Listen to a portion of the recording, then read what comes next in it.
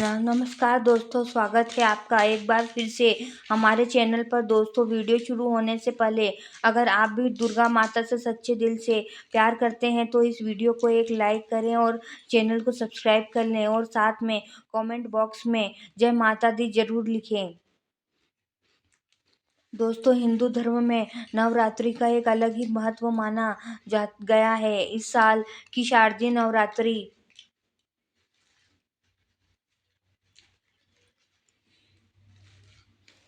को समाप्त होगी।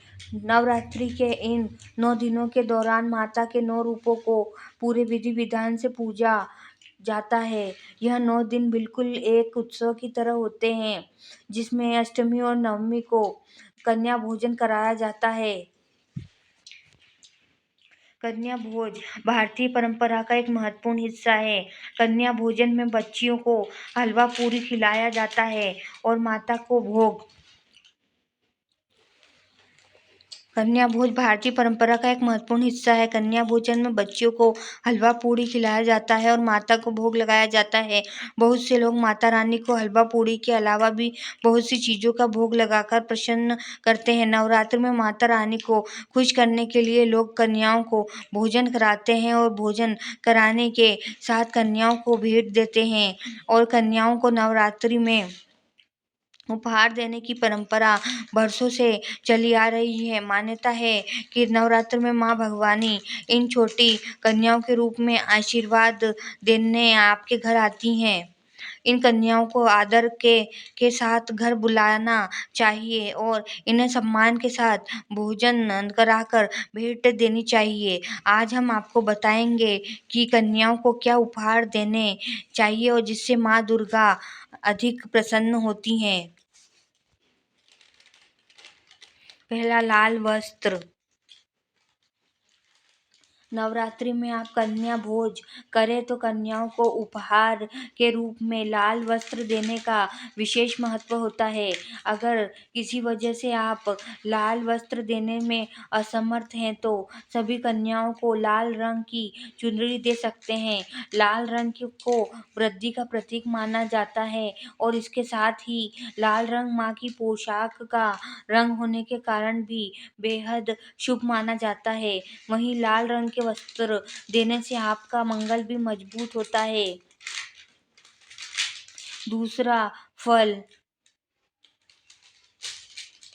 नवरात्र का कन्या भोज करने में कन्याओं को कम से कम एक मौसमी फल जरूर देना चाहिए। माना जाता है कि नवरात्र में कन्याओं को फल देने से आपको आपके अच्छे कर्मों का फल कई गुना वापस होकर समाप्त होता है और फलों में सबसे शुभ केला और नारियल को माना जाता है और माना जाता है केला विष्णु जी का प्रिय फल है और नारियल यानी श्रीफल माँ लक्ष्मी को प्रिय है। इन दोनों को ही दान करने से आपके घर की सुख समृद्धि में वृद्धि होती है। तीसरा, बादाम का हलवा। बादाम की सेहत से जुड़ी फायदे तो हम सभी जानते हैं। इन्हें फायदों से भरपूर बादाम का हलवा आप इस नवरात्रि कन्या पूजन में कन्याओं को खिला सकते हैं। बादाम का हलवा जितना स्वादिष्ट होता है उतना ही सेहतमंद भी है। तो इस कन्या पूजन में हलवे की जगह बादाम का हलवा खिलाएं और कन्याओं को प्रसन्न करें। चौथा, जलेबी। बच्चियों को जलेबियाँ बहुत प्रसन्न होती हैं और यह सबसे ज़्यादा पसंद की जाने वाली मिठाइयों में से भी एक है। आप चाहे तो महज आधे घंटे के अंदर घर पर ही जलेबी बना सकते हैं। तो इस बार अगर कन्या पूजन पर कन्याओं को कुछ अलग खिलाना है तो हलवे की जगह जलेबी खिला सकती हैं। पांचवा, खीर।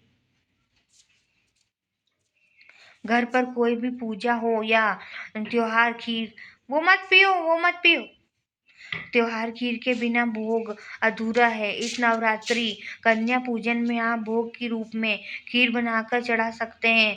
कन्याओं को भी खीर बहुत पसंद होती है। इस नवरात्रि आप कन्या पूजा में खीर पूड़ी भी खिला सकते हैं। छह बर्फी। मिठाई प्रेमियों की सबसे पसंदीदा मिठाई बर्फी है। यह त्योहारों पर तो बनाई ही जाती है ही है, लेकिन आप इसे माता को भोग के रूप में भी चढ़ा सकते हैं। कन्या भोज में हलवा पूरी के साथ बर्फी खिलाएंगे तो कन्याएं खुश हो जाएंगी। सातवां, मिठाई।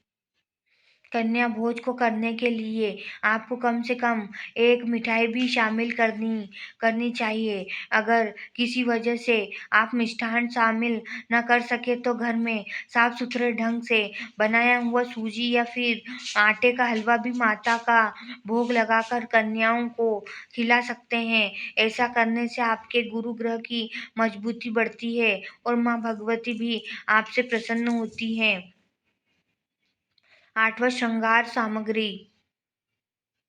नवरात्र में कन्या भोज कराने के बाद भेंट में कन्याओं को श्रृंगार की सामग्री भी उपहार में दे सकते हैं। यह श्रृंगार सामग्री पहले माता को अर्पित करनी चाहिए और फिर उसके बाद छोटी छोटी कन्याओं में बांट देना चाहिए। मान्यता है कि कन्याओं द्वारा ग्रहण की गई श्रृंगार सामग्री सीधे माता द्वारा स्वीकार कर ली जाती है। नौवां, चावल या जीरा। परंपराओं के अनुसार कन्याओं को जब विदा किया जाता है तो विदाई में उनको कोचा दिया जाता है। इस कोचे में चावल और गुड़ दिया जाता है।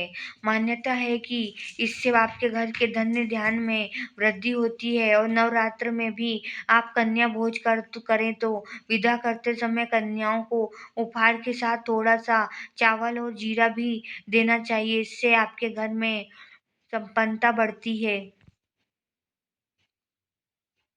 10वां, सिक्के।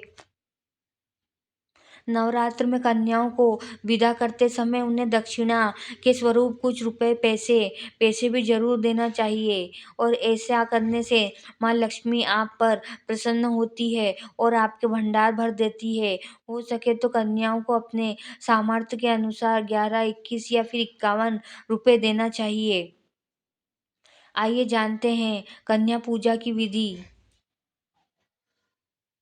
पहले कन्या पूजन के एक दिन पहले सभी कन्याओं को आमंत्रित करें। दूसरा, सभी कन्याओं और छोटे लड़कों के चरण स्पर्श करें और उन्हें साफ सुथरी जगहों पर बैठाएं। तीसरा, इसके बाद उनके कलाइयों पर मौली बांधें। सभी कन्याओं लड़कों को तिलक लगाएं। चौथा, इसके बाद उन्हें भोजन खिलाएं। कन्या पूजन के लिए हलवा और पूड़ी का प्रसाद तैयार करें। पांचवा, बच्चों को प्यार से भोजन खिलाएं और अंत में उन्हें गिफ्ट दें। उनके पैर छुएं और उन्हें भोजन दें भेजने जाएं। आइए अब जानते हैं कन्या पूजन से जुड़ी खास बातें। पहला, कन्या पूजन के दिन नौ नौ से अधिक कन्याओं को आमंत्रित करना शुभ होता है। दो 2 साल की कन्या का पूजन करना बेहद शुभ माना जाता है। मान्यता है कि इससे घर की दरिद्रता दूर होती है और सभी बाधाओं से छुटकारा मिलता है। तीसरा, 3 साल की कन्याओं को त्रिमूर्ति का रूप माना जाता है। कहते हैं कि 3 साल की कन्या की पूजा करने से घर में सुख समृद्धि और खुशहाली बनी रहती है। चौथा, धार्मिक मान्यता है कि घर में सुख शांति के लिए 4 साल की कन्या का पूजन करना बेहद शुभ होता है। 5 साल की कन्या को रोहिणी कहा जाता है। इनकी पूजा करने से सभी रोग दोष से छुटकारा मिलता है। छठा, 6 साल की कन्या को कालिका का रूप माना जाता है। मान्यता है कि इनका पूजन करने से सभी कार्यों में सफलता मिलती है। सातवां, 7 साल की कन्याओं को चंडिका का कहा जाता है। मान्यता है कि यह चंडिका का पूजन करने से घर में धन दौलत की कमी नहीं होती है।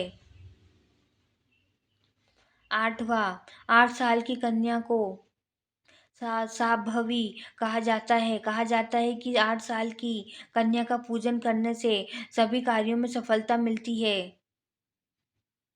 9 साल की कन्या को माँ दुर्गा का रूप माना जाता है। मान्यता है कि 9 साल की कन्या का पूजन से शत्रुओं पर विजय मिलती है। 10वां मान्यता है कि 10 साल की कन्या का पूजन करने से सभी मनोकामनाएं पूरी होती है। अगर जानकारी अच्छी लगी तो वीडियो को लाइक एंड शेयर करें और चैनल को सब्सक्राइब करके बेल नोटिफिकेशन को ऑल पर सेट कर ले। वीडियो देखने के लिए आपका धन्यवाद।